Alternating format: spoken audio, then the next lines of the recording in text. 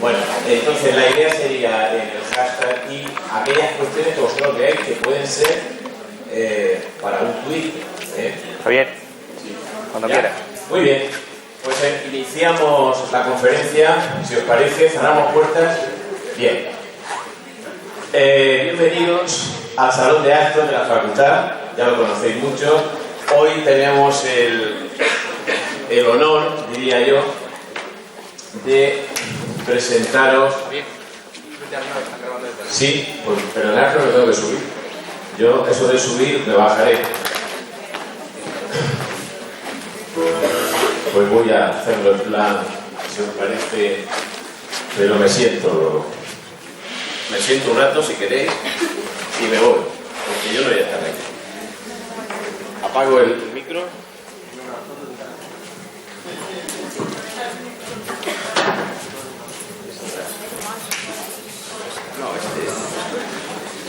Bueno, pues vamos a sacar si queréis también una chuleta, por si me enrollo.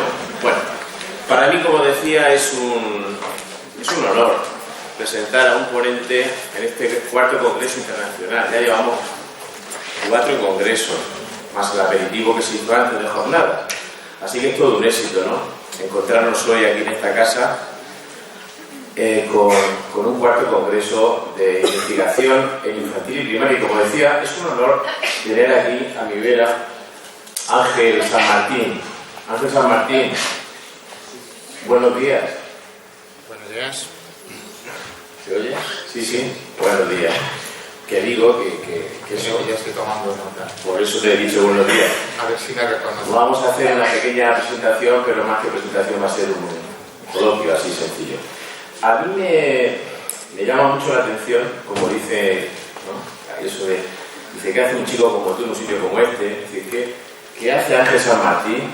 Bueno, ya sabéis que Ángel San Martín, si no lo sabéis, yo es que le he dicho a algunos de mis alumnos que averigüen, ¿no? Que investiguen un poco, ¿no? Con San Google y digan, bueno, a ver, este Ángel San Martín, ¿de dónde viene? Bueno, viene, ya lo sabéis, de la Universidad de Valencia, pero bueno, es una persona que lleva mucho tiempo desde Valencia investigando en el tema de las tecnologías y de la organización educativa. Yo no sé si Ángel San Martín investiga en las TIC o en las TAC. Yo no lo sé, porque se habla tanto de tic-tac, tic-tac. A mí personalmente no me gusta eso, pero bueno, curiosamente, en nuestro ámbito, cuando alguien viene de ponente, dice, este es de TIC, el otro es de TAC. Bueno, pues Ángel San Martín, yo creo, él lo veremos en su conferencia y tendrás un momento de plantearnos si estamos contigo en lo que nos dices. Así que yo os pido, sobre todo al auditorio, que estemos muy atentos a lo que nos plantea, porque luego va a haber un coloquio. La idea es que sea exposición, conferencia y coloquio.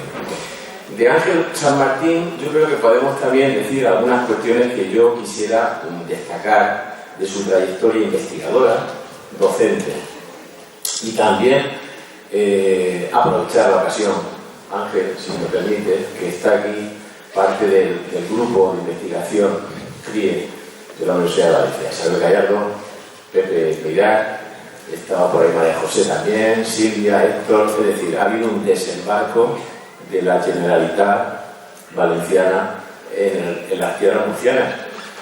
Y eso también es motivo de alegría. Yo creo que ha sido que venga Ángel, ¿no?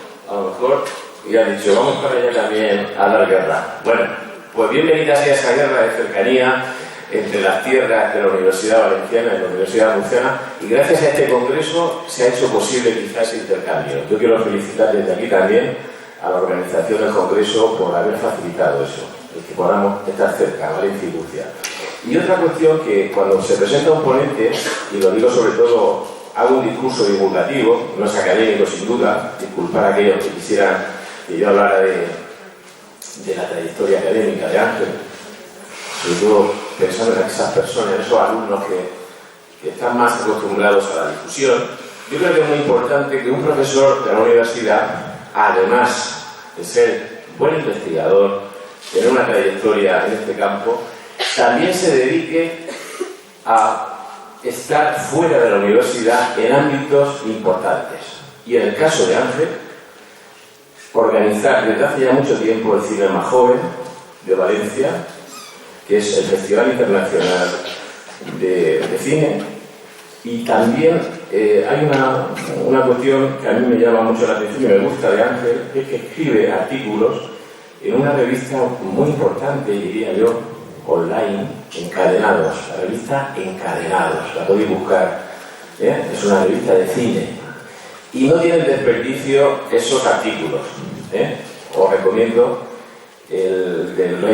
sobre el reino de Ungreso, de Casillas. ¿Cómo has encontrado tú eso? Pues porque no sabía qué hacer el otro día y dije, voy a meterme online a ver si encuentro algo de Ángel. ¿Qué puedo decir yo de Ángel? Oye, y me gustó el artículo ese que escribe lo del beso de Iglesias y Novenes.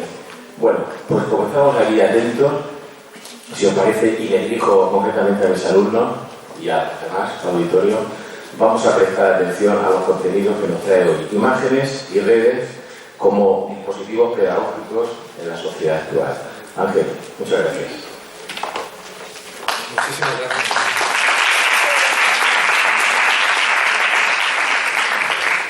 Muchísimas gracias, Javier. Y bueno, en primer lugar, o antes de nada, agradecerte la presentación y tomarte, o recordarte que te debo una, porque, hombre, hay cosas que uno mantiene en el margen de la vida, como por ejemplo la participación en esa revista, y entonces el que lo hayas desvelado aquí me deja un poco como el rey desnudo.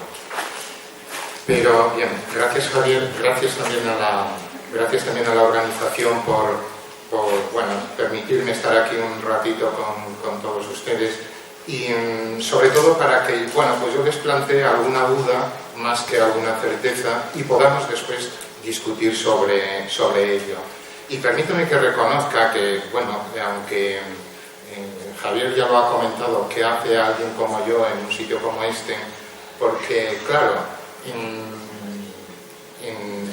Murcia está el Centro de Estudios Visuales, nada más y nada menos. Y está ese centro que lo dirigió, mientras estuvo en este mundo, José Luis Brea, un estudioso del arte, una referencia internacional, donde trabajó y tiene textos publicados sobre la imagen digital que son referencia internacional. Y desde el punto de vista pedagógico, ¿por qué no reconocer que, bueno, incluso antes de que yo me dedicara a estas cosas, Javier Ballesta ya estaba publicando cosas, con lo cual, sobre el tema. Con lo cual vengo a un terreno complicado, ¿no? Donde, bueno, hay muchas referencias sobre esto que voy a comentar. Bien, sin más, voy a tratar de ser lo más breve posible para que después podamos discutir algo. Voy a exponer un par de ideas y una propuesta. Bien, yo me sitúo en el ecosistema de los medios audiovisuales, y entonces, por una parte, en relación con la producción de esos mensajes, se me ocurre que pueden analizarse desde la perspectiva de la doble moral que están destilando continua y sistemáticamente, y fundamentalmente ese giro hacia lo visual que ya, bueno, pues como decía antes José Luis Brea en otros contextos ha analizado minuciosamente. Por otra parte tenemos el ámbito de la recepción. El ámbito de la recepción no quiero que con esto se remita uno al esquema funcionalista de la comunicación, pero bueno, sí que quiero llamar la atención, dado el lugar en el que estamos y dado un poco también a lo que yo me he dedicado, preocuparme por el tema de la recepción. Pero la recepción, eso, no es el punto final, es el contexto sociohistórico y político en el que se recibe un mensaje y y se reinterpreta. El hecho que la balanza, símbolo de lo analógico, para hacer más explícito el equilibrio, esté más levantada la parte de recepción, no quiere decir otra cosa que lo que, bueno, pues alguna gente viene reclamando, alguna gente pues ni más ni menos que como Umberto Eco desde los años 60, en que ese espacio de la recepción sea un espacio en el que, del que se ocupan pocos y poca gente, y que hay significativamente menos investigación que en el ámbito de la producción. Por eso el ámbito de la emisión de mensajes y contenidos audiovisuales es la que tiene más peso. Pero bueno,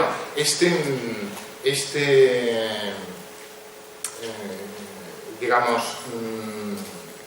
dualidad entre la producción y la recepción, hay en medio toda una maquinaria que no vemos, que son tanto el medio como el soporte, como la industria que soporta tanto la producción como la recepción de esos mensajes. Y por tanto voy a terminar con una propuesta que es un poco lo que, bueno, probablemente más nos interese a todos, que es lo que Umberto Eco llamaba y calificaba como la batalla por la recepción, donde hay que dar la gran batalla, y además en esos términos, en términos de batalla.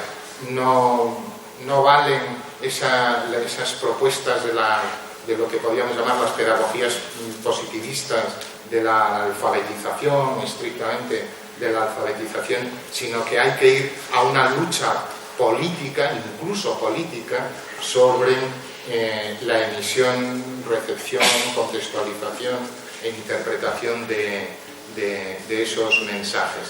Y una de las propuestas, por ejemplo, concretas que hacen José Luis Brea es desvelar, desocultar aquello que hay en el contexto de recepción de esas imágenes. Bien, uno de los primeros puntos que se me ocurre para llamar la atención sobre esto es la desproporcionada, no sé si se ve bien porque es corta y pega, si se ve bien las estadísticas son muy recientes, como aparece ahí, del informe anual de un organismo oficial, donde se le atribuyen estadísticas o se le dan estadísticas a la cantidad de tiempo que dedican los menores, por tanto por debajo de los 14 años, tanto a ver la televisión como a ver internet, o a manejar internet aparte de alguna otra cosa. Bueno, esa es el cuadro de datos de arriba. Fijaros, de 1 a 5 horas, impresionante, más de un tercio de alumnos, de ciudadanos y ciudadanas, donde sí hacen o donde, digamos, a qué medio dedican tanto tiempo. Es al medio, fundamentalmente al medio televisivo. Hoy la televisión, como antes estaba en la hornacina, ¿no? Era lo que concentraba la atención dentro del salón de estar. Ahora concentra la atención por la concurrencia, la convergencia de pantallas. Bien, la televisión, como digo, sigue siendo el gran elemento de concentración. Bien, tantas horas dedicadas a la televisión, ¿qué es lo que se les está ofreciendo y ofertando? Fíjense, voy a insistir mucho en ello, porque lo fundamental no es tanto que nosotros veamos la televisión. El modelo actual de consumo y de recepción es que es la televisión la que nos está viendo y siguiendo a nosotros en cada uno de esos movimientos. Y por tanto, lo lo que genera realmente impacto no es tanto el contenido como el hecho de estar permanentemente conectados o estar permanentemente enfrentados a esa pantalla. Claro, cuando estamos tanto tiempo ante esa pantalla, al menos desde determinados enfoques ideológicos o de determinadas líneas editoriales, se plantean estas cosas que pueden leer ahí en la pantalla, connotando negativamente una actividad que cuanto menos consentimos, fomentamos y favorecemos. Entre otras cosas, porque pese a todo, estar viendo la televisión probablemente sea más seguro físicamente hablando, al menos, que estar cruzando la calle por una ciudad o estar en un parque donde, si no hay acompañamiento, es imposible que los menores pueden estar. En esa sociedad de recogimiento se conecta a través de la pantalla, pero sobre esos contenidos se lanzan estos mensajes. Y cuando se lanzan esos mensajes de carácter verbal, se apoyan con otros de carácter visual, como los que vamos a poder ver, por ejemplo, ahora, en relación con dos aspectos distintos de nuestra vida. Pero fíjense, claro, estamos hablando desde un centro de formación de profesorado, suponiendo o entendiendo que de aquí van a salir los profesores y profesoras que luego van a tener que educar, formar a una ciudadanía, incluso peleando, como vimos en alguna comunicación ayer, peleando contra los roles o los estereotipos de rol. Fíjense en esto. Espero que funcione. Mamá, ¿Sí? ¿sabes lo que me han dicho hoy en el cole? ¿Qué, cariño? Que eres muy mayor para ser una mamá. ¿Quién te ha dicho eso? Sandy, En clase me han dicho que no sois mis padres de verdad. ¿Y quién os ha dicho? Luis, el niño de pelo piso. Hoy en el cole alguien me ha dicho que mi papá es mi mamá y mi mamá es mi papá.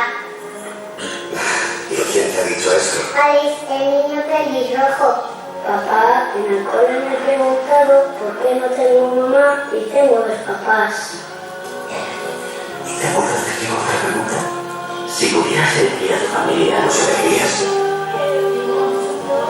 Sí, sí, sí, sí.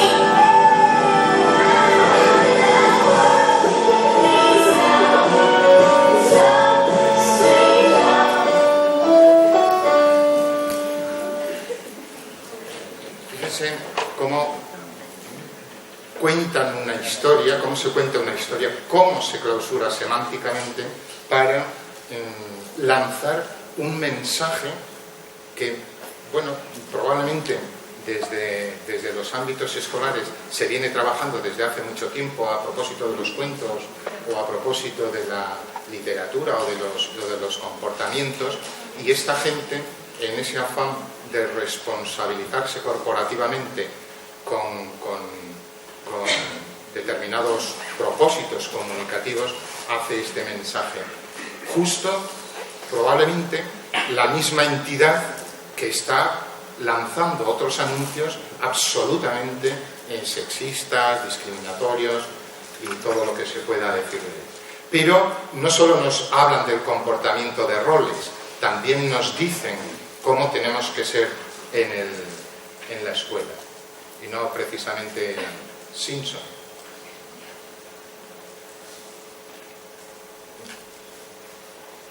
Se me ha adelantado, perdón. ¿Qué es un buen profe para ti? El que además te habla y escucha, que te explica todas las cosas que sea. Perdón, lo colegio. ¿Qué es un buen profe para ti? El que además te va a escuchar, que te explica todas las veces que sí. El que nos enseña a pensar. El que pase, lo que pase, cuéntanos cómo es tu profesor que Manda tu vídeo y gana un premio para ti y otro para tu profesor. Fundación Andrés y Samsung juntos por la educación. Este es el...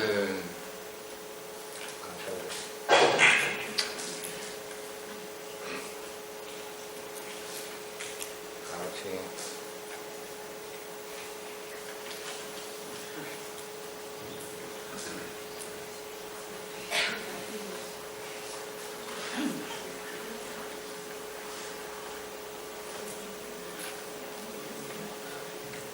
Nos decían lo de nos comentaban y nos decían cómo tendríamos que superar los roles. Ahora nos dicen cómo tiene que ser el profesorado, y además el profesor 10 es el espacio donde han aparecido propuestas, probablemente patrocinadas por ellos, como la de José Antonio Marina, que me imagino que lo habrán visto, o de César Buena, ambos asesores y miembros de la Fundación para la Educación de A3 Media, la compañía esta de comunicación. Hoy, fundamentalmente, bueno, desde hace bastante tiempo, fundamentalmente estas macroempresas de comunicación están por los cuatro costados presentes en el sistema educativo, pero antes estaban un poco al margen, ¿no?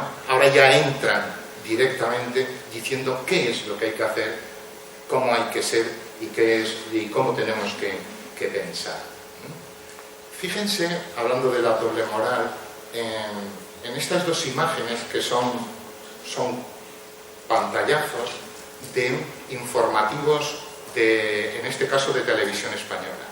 No sé si alguien lo vio, alguien recuerda, el 2 de mayo, aparte de lo que resuena en Madrid, los organismos internacionales han decidido que sea el Día Mundial de la Lucha contra el Bullying. Y entonces Televisión Española, en el informativo, fundamentalmente ofrece y hace un comentario sobre la imagen de arriba. Es de un vídeo que hace la Policía Nacional para para advertir en los ámbitos escolares de los problemas que tiene el ciberbullying y, de paso, ofertar los servicios que presta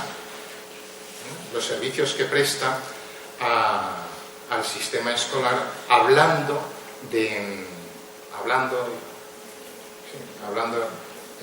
sobre el tema del ciberbullying. La segunda imagen como sabéis, saben, si no lo saben, lo digo yo, se lo digo, el BIT, este que aparece aquí, es la Brigada de Investigación Tecnológica, es un departamento permanente que tiene la policía y que es complementario, diferente, al que tiene la Guardia Civil. Pero en ese informativo sale la Guardia Civil para únicamente este hombre que es el portavoz, creo que es portavoz de la unidad central que investiga los delitos en las redes sociales, en las redes tecnológicas de Internet, hablando de la cantidad de delitos que en relación con Internet se cometen diariamente relacionado con los menores. Fíjense que aquí, en este caso, la prensa lo que hace es etiquetar un determinado tipo de comportamiento. Aquí nos modelizan cómo tenemos que comportarnos. Y aquí nos dicen, y si alguien se le va un poco la mano, mire lo que les puede con lo que se pueden encontrar. Es llamativo porque el sábado, por ejemplo, no sé si fue este sábado o el anterior, en el programa de la cadena SER salen estos mismos personajes argumentando por qué tienen que estar en los centros escolares con uniforme. Y además dando las cifras sobre los miles y miles de alumnos de primaria y secundaria que reciben sus cursos de formación. Bien, estos son los intangibles, son los elementos simbólicos que circulan a través de la comunicación en relación con algo que nos están diciendo que somos nativos o que son nativos y que por tanto tienen que utilizar intensivamente. Ese telediario, el de mediodía del 2 de mayo, se hizo referencia de escapada a un trabajo que se había hecho en un centro de Palma de Mallorca, y igualmente de pasada se hizo referencia, sin que apareciera en pantalla, a el profesor, en este caso un profesor de ética, que había trabajado con los alumnos que hicieron esto. Casualmente hasta antes de ayer no estaba en la red, pero antes de ayer lo pude cazar.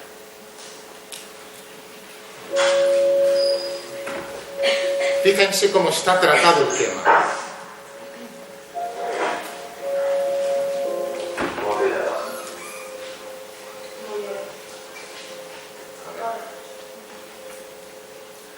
Voy a ponerlo desde el principio. Bien, ¿cómo se titula?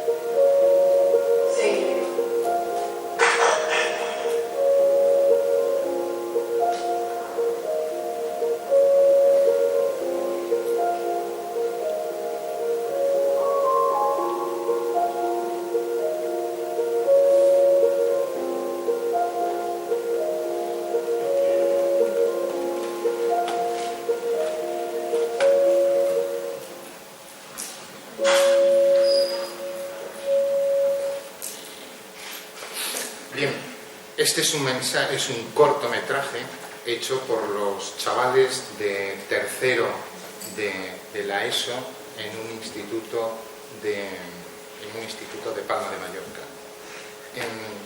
Fíjense en el tratamiento que ellos reflexivamente hacen desde el trabajo de clase y, digamos, el trabajo que en este sentido de formación hacen desde estas otras instituciones. Obviamente el corto tiene también sus TIC, como lo comentó Javier. Bueno, pues me llama la atención en los cientos de cortos que vemos para el Festival de Cine Mayove, por ejemplo, el uso del tiempo o cómo los elementos formales de la narración audiovisual, como es la elipsis o como es la no diferenciación entre tiempo real y tiempo de ficción, aparece, por ejemplo, en este corto. Pero bueno, esas son otras cuestiones. Lo que aquí quería nada más llamar la atención es sobre ese dispar aspecto, componentes de formación, y cómo cuando los propios estudiantes empiezan a contar su historia o su oposición a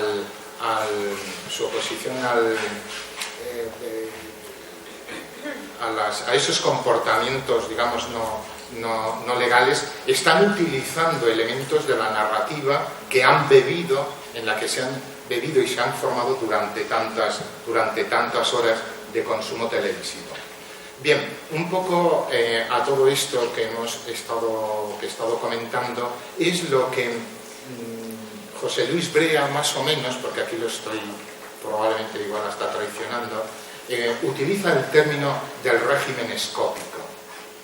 Estamos viviendo en una sociedad hipervisualizada, pero esa hipervisualización no significa única y exclusivamente la hiperpresencia de las imágenes, sino que hay una estructura en la cual nos está guiando en qué pensamos, cómo vemos, cómo miramos y cómo a la vez nos colocamos o nos situamos nosotros. Por eso es muy difícil, y yo, bueno, en ese sentido no soy muy partidario, lo comentaba antes, de la posibilidad de leer imágenes.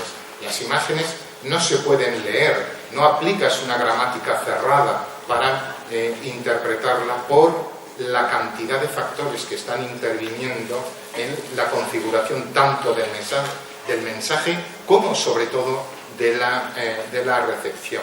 Bien, ese régimen, esa especie de estructura dentro de la cual nosotros nos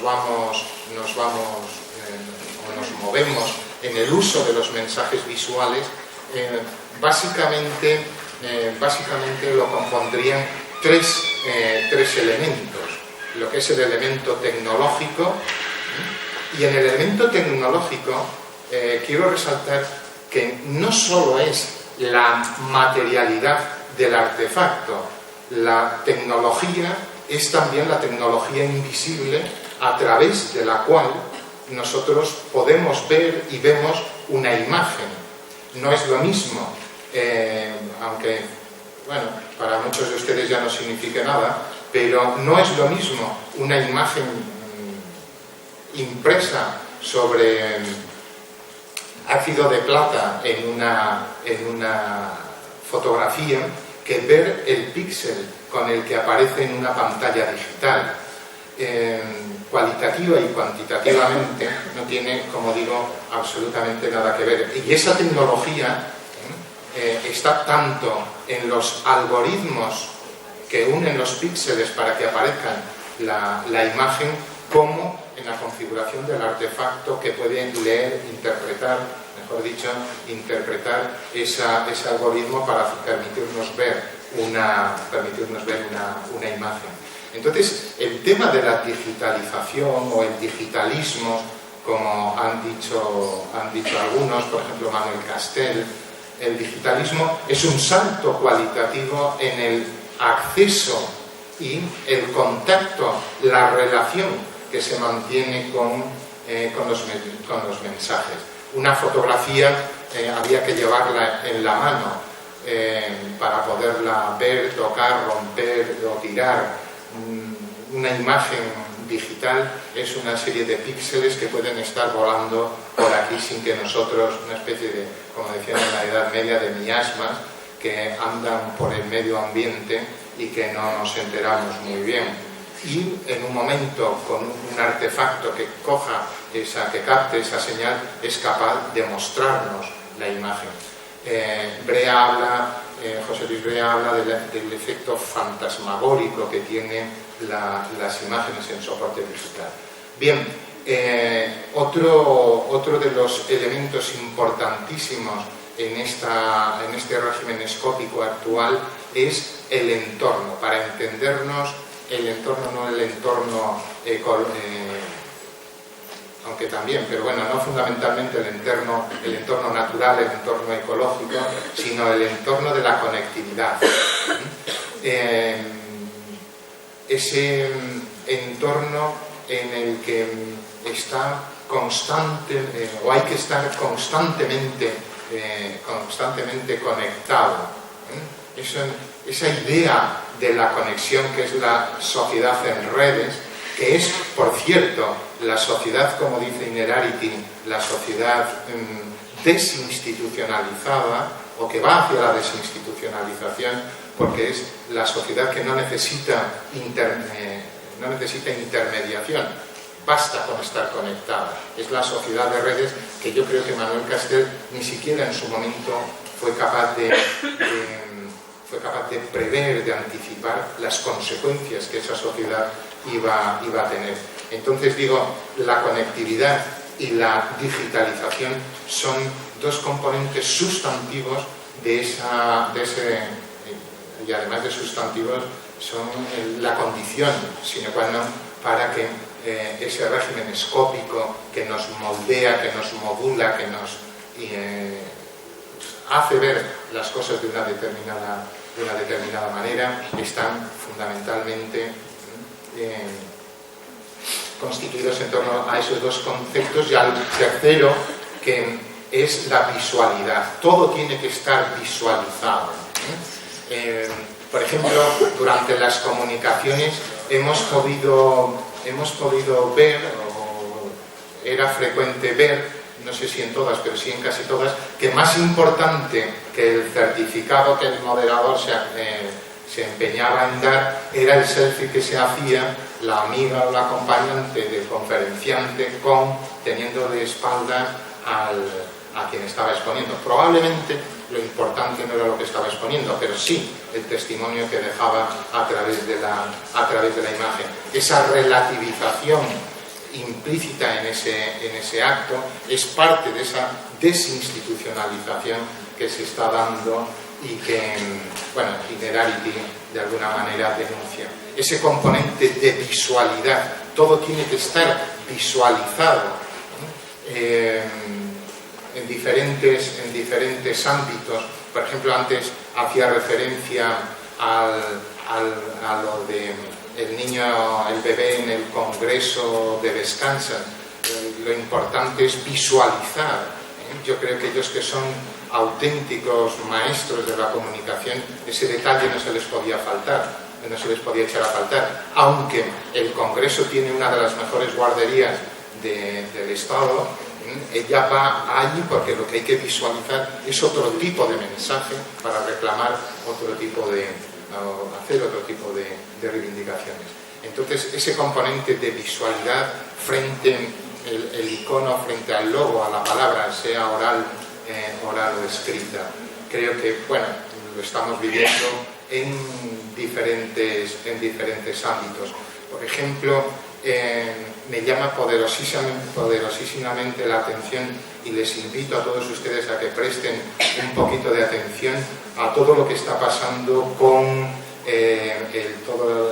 todo este asunto tremendo de los refugiados, de lo que está pasando con el Islam, cómo como por ejemplo ahora que han liberado a tres periodistas españoles que estaban por allí, uno de los comentarios que hacen un especialista, un politólogo, es que en Siria, tanto unas facciones como otras, todas están utilizando la autoproducción de los reportajes para informar. No necesitan periodistas, no necesitan gente externa, hacen ellos sus propios publireportajes y siempre en soporte vídeo para que se pueda transmitir en cualquier lugar y en cualquier momento. Hay una socióloga marroquí que está estudiando este fenómeno porque parece ser que puede impactar incluso en Occidente las cuestiones que se están haciendo, aunque aquí, por ejemplo, como veíamos antes, las grandes empresas ya han visualizado sus motivaciones hace bastante tiempo. Bien, esto configuraría ese régimen y un poco contra, o favor, no contra, sino potenciando ese régimen. Les presento esta imagen que puede herir la susceptibilidad, pero son imágenes publicadas. El gran debate con estas portadas, estas y otras muchas, fue si esto se podría publicar o no. No por qué había sucedido lo que había sucedido, sino si esto era publicable o no. La periodista, era una fotoperiodista la que sacó estas instantáneas, no dudó en que ese era un momento, ese era el instante que ella tenía que captar para reivindicar y para denunciar lo que estaba pasando. Pero fíjense en el tamaño de las imágenes relacionadas con este acontecimiento. Esto fue pura casualidad, pero tomando un café lo cacé. Y fíjense el espacio que le dedica ese mismo periódico a contar la resolución de aquel asunto. En la página este es el tamaño, no es el periódico porque la verdad que lo perdí y ya no lo pude encontrar. Este es el tamaño de la página y este es el breve, la gacetilla, creo que se llama en lenguaje de maquetación, la gacetilla que le dedican a aquel acontecimiento que suscitó tantísimo debate. ¿Ven la proporción? Es decir, cómo quien está tratando esa noticia, entiendo, la está haciendo no en función, digamos, del acontecimiento, sino en función de ese régimen, de ese dispositivo mental que valora unos componentes sobre otros de esa noticia. Bien, ese componente cultural que rodea a los jóvenes, rodea a los jóvenes no, lo rodea a todos, es un entorno, me estoy refiriendo al régimen, ¿no? Al régimen escópico, fundamentalmente basado en el individualismo, basado en el relativismo, basado fundamentalmente en el entretenimiento. El individualismo, por ejemplo, no hay más que eso, que se hagan desde aquí un selfie para ver en este espacio público cómo está privatizado a través de las mini pantallas. Pues alguien puede estar y además por indicación del propio profesor, pueden estar retransmitiendo en Twitter, pero el hecho colectivo, el hecho políticamente valioso es el que estemos todos aquí, no el que se esté conectado con esa pantalla, porque esa pantalla es de acceso individual. Ese es un poco el individualismo que lo que hace es relativizar la actividad pública que la institución organiza aquí, pero que esto es un ejemplo de lo que pasa en muchísimos otros ámbitos. Y está basada en el entretenimiento, en el ocio, toda esa movida que hay ahora en torno a eso, precisamente a que tiene que ser entretenido y divertido para que sea valioso. Bien, y tengo que ir terminando ya. Lo que quería plantear, que es eso, reproducir un poco lo que decía Umberto Eco, y que bueno, mucho más recientemente Romain Gubert, por ejemplo, ha insistido a propósito del cine, o en referencia al cine, diciendo, como saben, es uno de los historiadores más importantes de Europa en el cine, en la cuestión del cine y en el cine de Hollywood, fundamentalmente, diciendo la pérdida de las salas de cine no es solamente una pérdida económica, una pérdida que tiene que ver con la difusión de las películas, es una pérdida también de carácter cultural. Y esa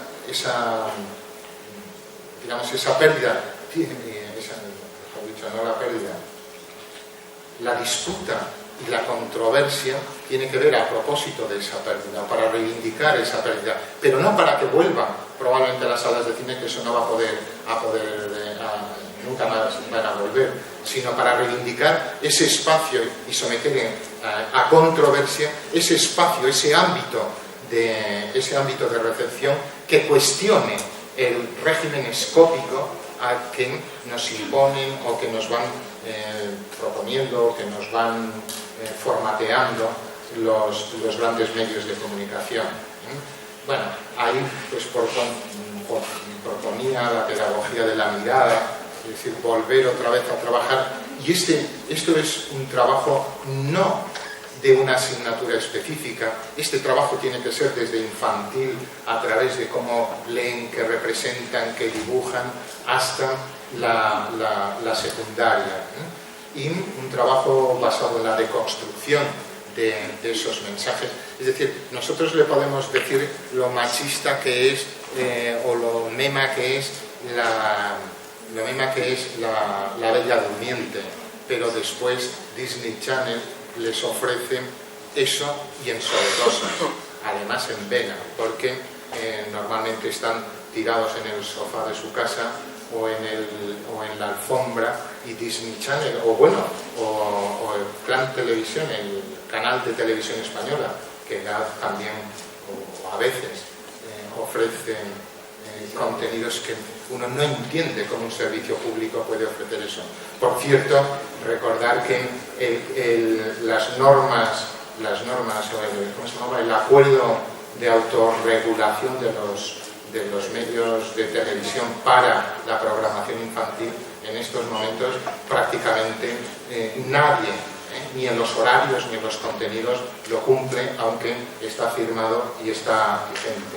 Es curioso que, por ejemplo, en el programa de defensa del espectador de Televisión Española ni siquiera hagan referencia a él, a pesar de que son los consumidores masivos de televisión. Bien, decía que es la deconstrucción. Mi apuesta es fundamentalmente por, y esta es una idea tomada de la gente francesa,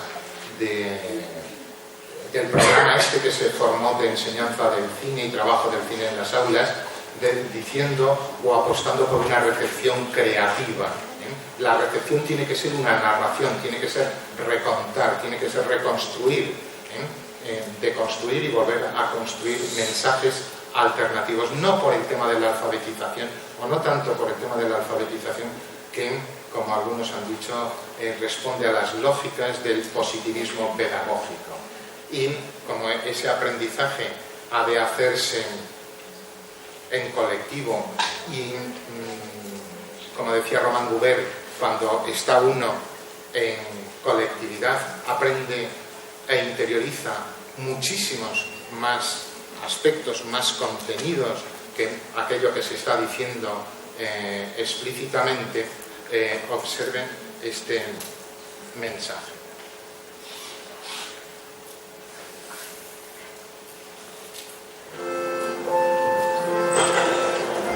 días.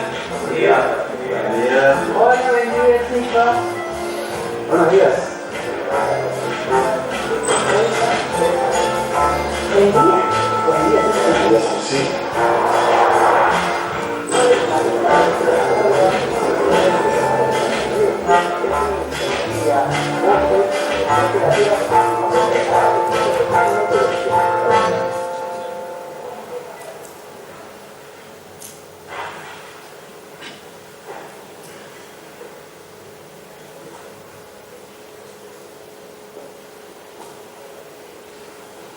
¿Saluda el señor o podemos dormir juntos? Buenos días.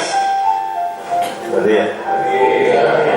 Bueno, como decíamos, a las horas La buena costumbre de saludar, contagiémosla. Respeto, solidaridad, unión, honestidad. Contagiemos valores.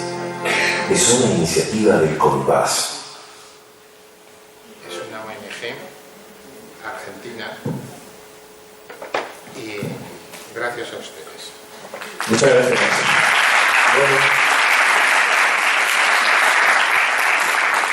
Como dice un amigo de Puerto Rico, qué bueno que viniste. Dice, y qué bueno que estás aquí, qué bueno que estáis aquí. Empezamos el coloquio. Tienen ustedes la palabra. He visto que han mucho, se han pasado. Un movimiento. Así que cuando quieran levantan la mano y hacemos un poco aquí, ¿no? Le preguntamos al profesor Ángel San Martín, vamos bien de tiempo, ¿está bien? ¿Sí? Bueno, pues muy bien, Begoña. Buenos días, primero agradecer la ponencia y bueno, quería plantear el cómo propone usted que se eduque desde la aula para que los niños desde bien pequeños puedan hacer una mirada crítica hacia todo lo que reciben desde los diferentes medios de comunicación y que puedan en realidad pues, percibir lo que quieren transmitirse desde una forma crítica. Sí, solamente una aclaración. Yo cuando me dicen eso del crítico me incomoda un poco. No, sencillamente que sepan y que quieran pensar. Porque el problema del régimen escópico es que incluso neutraliza la capacidad de pensar.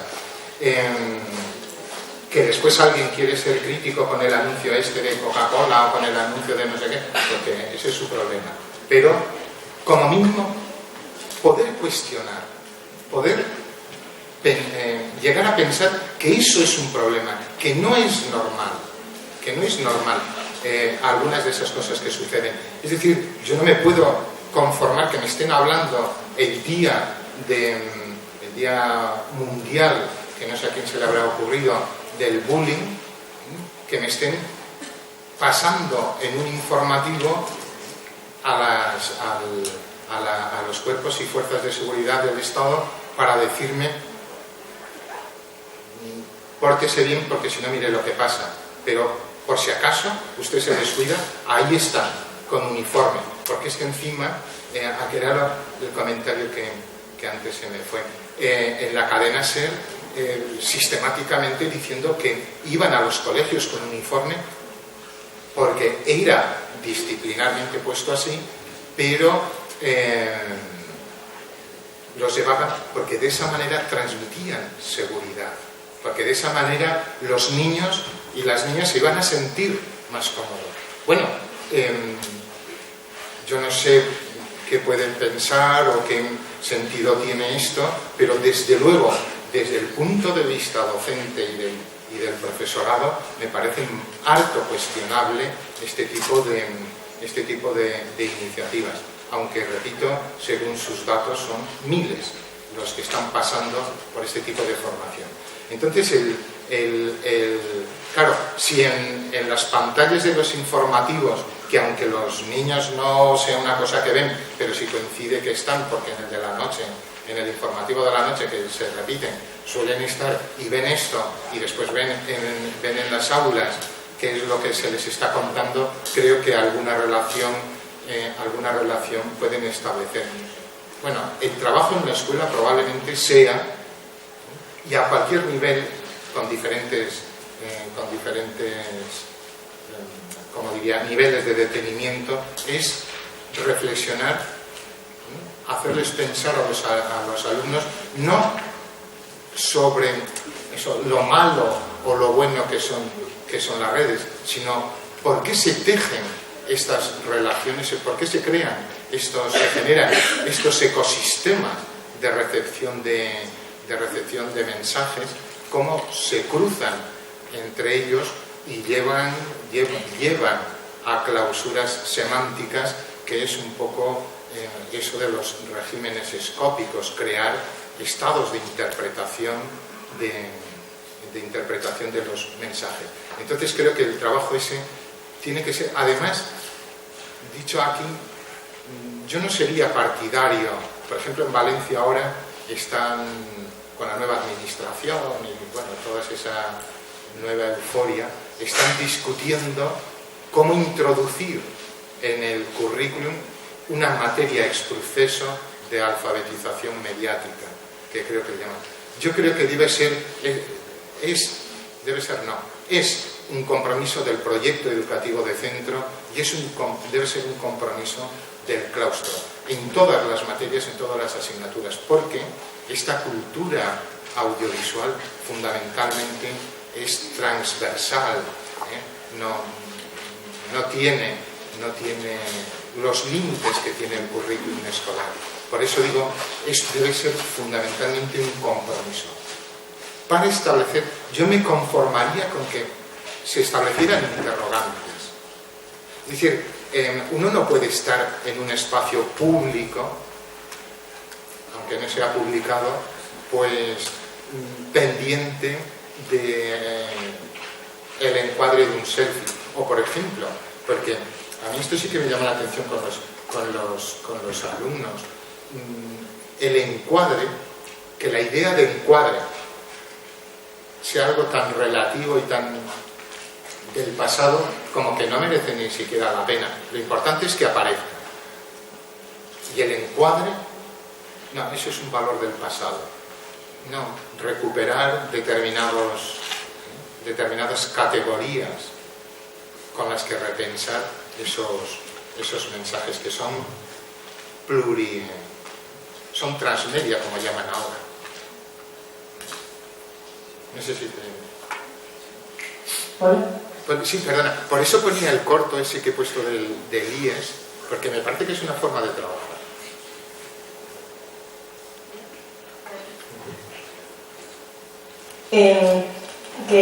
Bueno, ya lo primero, y gracias por la conferencia. Mi pregunta es que si está tan interiorizada los estereotipos que nos da la televisión y todos los medios masivos, ¿cómo es posible a través de la educación enseñar a salir de esos límites que nos marca la televisión, internet, etcétera? Como hemos visto en el spot de la voz. Gracias. ¿Cómo? ¿El spot? Perdona, esto último no... Disculpa, esto último no te he oído. ¿Ya? Sí. Sí, hemos visto un spot donde salían 3 tipos de adolescentes con 3 tipos de estereotipos. El de Coca-Cola. Que cómo es posible a través de la educación eliminarlos, si es verdad que está tan interiorizado ese tipo de estereotipos en la sociedad por los medios de comunicación. Sí, un poco lo que comentaba antes. Y llamo la atención sobre este tipo de productos profesionalizados como el que ha hecho Coca-Cola. Yo no sé si ese producto, ese spot puede utilizarse o no, es gracioso, pero claro, remite a todos los otros mensajes que está haciendo Coca-Cola, y porque yo tengo que saber que dentro de la responsabilidad corporativa de la empresa está el invertir en educación, y ellos están haciendo educación, lo mismo que Atresmedia, cuando dice cómo tiene que ser el profesor ideal. Bueno, yo creo que esos mensajes deben ser objeto también de reflexión. ¿Cómo y de qué manera? Pues maneras, yo creo que hay miles. Por ejemplo, yo aquí he intentado poner de manifiesto ir mezclando distintos mensajes para tratar de interpretar cuáles son los nexos que las relacionan. Y Umberto Eco decía, en relación con lo que comentabas, que debe ser una batalla, no es un problema pedagógico de la pedagogía positivista que dice, bueno, lo que tenemos que darle a los estudiantes es un esquema, unos conocimientos para que interpreten correctamente la publicidad y que además tengan un pensamiento crítico. Humberto Eco lo planteaba en términos de lucha, es que es en términos en esos términos de batalla, de combate, porque es una lucha ideológica. Aquí lo que está en juego es un determinado orden, un sistema de orden social, no solamente de que pensemos en unas pequeñitas cosas sobre los roles, sino de orden social. Es lo mismo que la conectividad. El afán por la conectividad es el afán por estar dentro de un sistema de orden. Y ese es el régimen escópico. Cuanto más conectados, más ordenados, más enclavados en el sistema de orden. Y además en el sistema de orden capitalista, porque la conectividad no es sino una fuente inagotable de datos. ¿Para quién? Pues no lo sé, pero nosotros los damos gratuitos y encima pagamos, en muchos casos. Entonces, claro, con este tipo de cuestiones no cabe exclusivamente el pensamiento positivo, sino que tiene que ser el pensamiento un poco, valga la expresión, de combate, de denuncia, de desconectarse. Y no podemos desdigitalizarnos, pero, por ejemplo, los músicos, con el tema del vinilo, que lo habían desestimado totalmente, resulta que ahora hay muchos músicos, compositores, grupos que empiezan a volver a grabar en el vinilo por el tipo de, digamos, de ecosistema sonoro que pueden generar y que no se genera con el digital. Lo que pasa es que, claro, el digital nos permite a cualquiera remedar a Mozart. La última pregunta. Y terminamos. Sí. Bueno, buenos días. Lo primero, gracias por la conferencia. Y quería preguntarle que cómo la televisión puede contribuir a mejorar, por lo que nos está hablando, ha puesto el ejemplo del programa Clan o de otros programas de Disney Channel, por ejemplo, que nos bombardeaban directamente y que prácticamente se lo inyectaban en vena a los niños.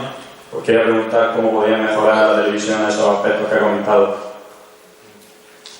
Vamos a ver, en el caso de la televisión pública, yo diría nada más que cumplan la legalidad vigente. Lo que pasa es que, claro, es una industria, es un negocio. Yo en su momento, cuando se discutió el código de autorregulación, que hubo una serie de reuniones en Madrid, decía, es que esto no tiene mucho sentido, porque el mismo día que regularon, o sea, que se aprobó, que firmaron con el ministro de Educación, firmaron el código de autorregulación, Telecinco estaba emitiendo en horario escolar, en horario de menores, en horario protegido, estaba emitiendo unas cosas increíbles que transgredían totalmente la norma. No, yo creo que en el caso de las televisiones públicas, obligarle a que cumplan el código y fundamentalmente esa batalla hay que darla con actividades alternativas. Actividades alternativas. Lo mismo que al conectivismo se le cuestiona con actividades alternativas. Y en eso tienen que implicarse los poderes públicos, incluidos los centros escolares. Actividades alternativas desde la pintura, la imagen. Por ejemplo, yo no estoy muy de acuerdo, porque como se está haciendo en algunos casos, hacer actividades creativas con imágenes a través del móvil, cuando, bueno, todos sabemos el tipo de representación que hace el móvil. ¿Por qué en los centros escolares no se empieza igual con la caja de zapatillas y el agujerito que se le hacía con un alfiler para que entrase ese haz de luz y se impresionara sobre un papel fotográfico y empezar desde ahí hasta llegar, sí, a la cámara fotográfica? Es decir, el hecho analógico de cotejar lo que es la distancia focal en una fotografía, a tocar con el dedo en la pantalla del móvil y ver cómo varía, hay una distancia abismal, porque cuando tú en una caja de zapatos ves lo que más o menos puede ser la distancia focal, es imposible eso, que un adulto, ni siquiera nosotros, nos representemos cuáles son los algoritmos que están haciendo que al subirle al más en el móvil se nos esté acercando el objeto fotografiado. ¿Qué está pasando ahí? Cuando de la otra manera con el zoom se puede ver. Entonces digo, fundamentalmente actividades alternativas, porque contra la gran industria es imposible. Cuando nosotros llegamos, ellos ya están muy de vuelta. Fijaros en estos y otros muchísimos anuncios que hay sobre los valores, sobre no sé qué. Ellos lo están haciendo porque encima desgravan ante Hacienda. Y nos están diciendo cómo tenemos que educar, que ya es lo último. Aunque yo creo que lo último, y con esto ya me voy, porque lo último es que con esta dinámica que llevamos, esto es todo una declaración, digamos, de optimismo pedagógico. Al profesorado, poco a poco nos van a dejar como seguratas, porque el resto lo hará el colectivismo. Gracias. Muchas gracias. Gracias a todos. Y gracias también